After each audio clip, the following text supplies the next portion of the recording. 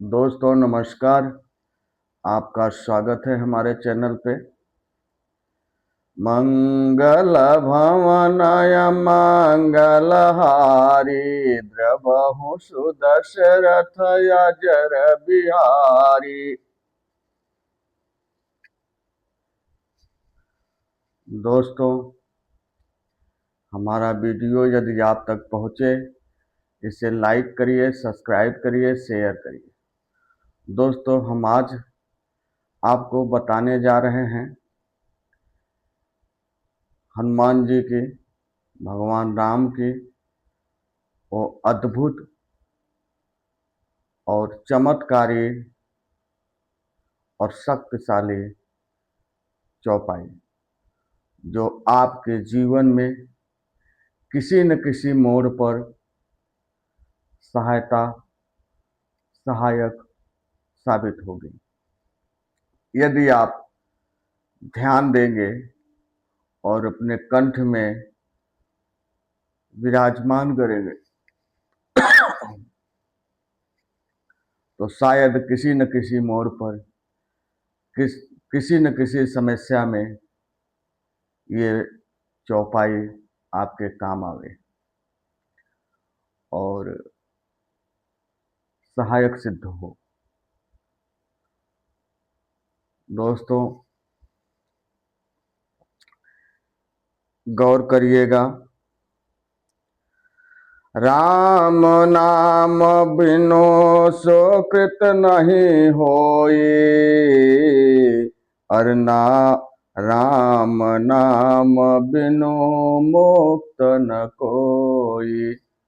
अर्थात संसार में जितने भी मनुष्य हैं,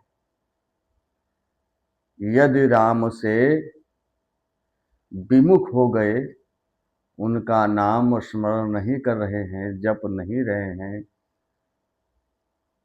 तो सार्थक नहीं है, निरर्थक है। क्योंकि राम नाम वो शक्ति है जो पत्थर को भी पारस बना दे। दोस्तों, गौर करिएगा। आज हम आपको वही चौपाई कुछ बताना चाहते हैं जो आपके काम आवे।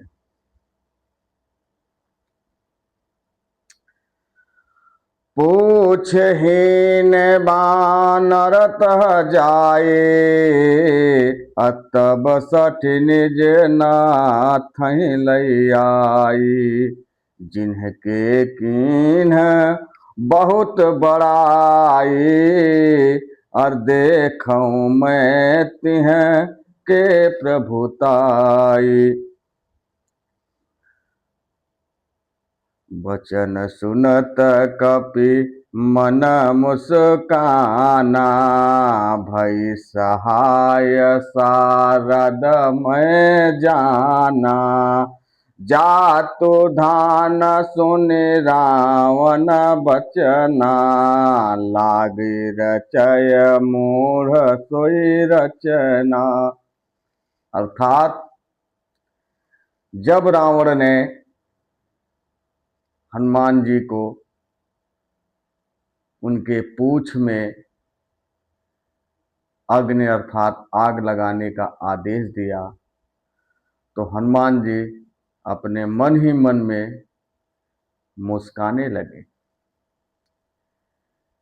कि मैं समझ गया,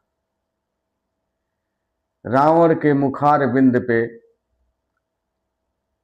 मां शारदा विराजमान हो गई है, अर्थात देवी सरस्वती। उन्हीं के जरिए ये रावण हमें अग्नि पूंछ में आग लगाने का आदेश दे रहा है, अपना विध्वंस करा रहा है, मतलब नष्ट करा रहा है। लंका ध्वस्त हो जाएगी आग से। हनुमान जी मन ही मन सोचकर मुस्कुराने लगे और जब राक्षसों ने उनके पूंछ में आग लगाई, हनुमान जी सारी लंका को जलाकर खाक में बदल दिया, परिवर्तित कर दिया, सिवाय भविष्य के निवास स्थान छोड़कर। दोस्तों, ये समझ लीजिए, लंका जली तो थी, क्यों जली और क्या जला, ये समझने वाली बात है। लंका में राजा रावण का अहंकार जला, उसका अभिमान जला, उसका हठ जला। जीवन में कभी भी दोस्तों किसी चीज का हठ न करो, अहंकार ना करो, किसी का अनादर ना करो। इससे क्या होता है, मनुष्य के अंदर अहंकार हो जाता है। अपने जिस भी प्राणी के अंदर ज्यादा धन हो जाए, ज्यादा ताकत हो जाए, धीरे धीरे वो अहंकारी हो जाता है। ये अहंकार अशोभनीय है मनुष्य के अंदर, क्योंकि अहंकार मूल नष्ट होने का जड़ होता है। अहंकार नहीं होना चाहिए। दोस्तों, ध्यान दीजिएगा कि रघुकुल रीता, रघुकुल रीत सदा चली आई। अर्थात जो नियम भगवान ने त्रिलोक में बनाया है, संसार में बनाया है, क्या बनाया है, सिर्फ दो ही पक्ष है,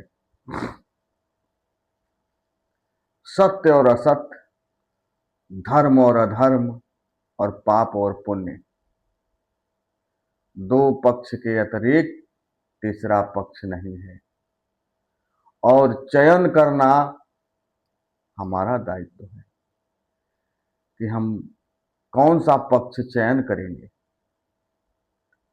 और किस पक्ष में अपने आप को खड़े करके साबित करेंगे और खड़े रहेंगे। दोस्तों, ये जीवन आपका दिया नहीं है,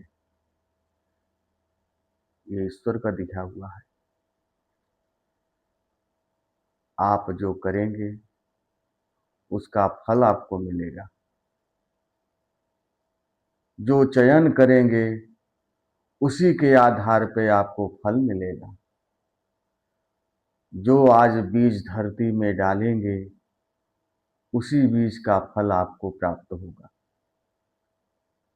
गौर करिएगा, इग्नोर ना करिएगा। और शायद यह आपके जीवन शैली और इस जीवन की यात्रा में मेरी बात किसी न किसी मोड़ पे सहायक सिद्ध हो।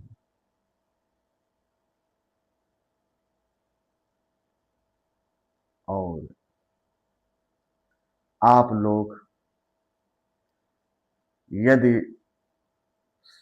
सहज सुलभ अपना जीवन बनाना चाहते हैं तो इन सब बातों को ध्यान में रखते हुए अपना जीवन यापन करिए। सत्य के मार्ग पे ही जीवन का मूल आधार होना चाहिए। यदि हम सत्य के मार्ग पे चलेंगे तो हमारा जीवन सफल होगा और जीवन में उत्तीर्ण होंगे। इस संसार में आने का मूल कारण यही है कि आप किस मार्ग का चयन करेंगे और किस मार्ग पे चलेंगे। दोस्तों, मेरे बातों को गौर करिए और भगवान श्री रामचंद्र जी के बताए हुए मार्ग पर चलिए और अपने धर्म का पालन करिए। यही हमारा दायित्व है। यदि हम अपने दायित्व का निर्वहन नहीं कर सकते तो फिर इस संसार में आने का कोई मतलब नहीं है, कोई कारण नहीं है। क्योंकि ये जो संसार में मनुष्य आए हैं किसी न किसी कारण से ही आए हैं। तो आप खोज करिए कि आपका जन्म इस संसार में क्यों और किस लिए हुआ है। यदि हुआ है तो क्या करने के लिए हुआ है और क्या पाने के लिए हुआ है। दोस्तों, मेरा वीडियो यदि आप तक पहुँचे, इसे लाइक करिए, सब्सक्राइब करिए, शेयर करिए। जय श्री राम, जय हनुमान स्वामी, जय माता दी।